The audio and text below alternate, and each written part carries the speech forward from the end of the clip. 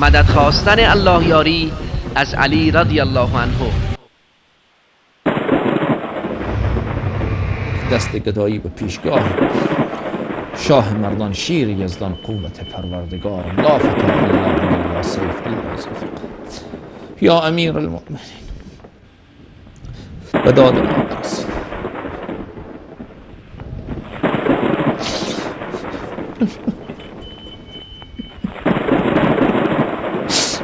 همگی یا علی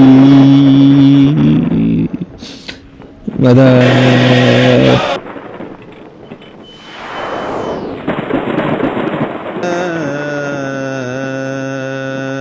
الله خیر اما یشرکون. آیا الله بهتر است یا آنچه شریکش قرار میدهند؟ أَمَّن يُجِيبُ الْمُضْطَرَّ إِذَا دَعَاهُ وَيَكْشِفُ السُّوءَ وَيَجْعَلُكُمْ خُلَفَاءَ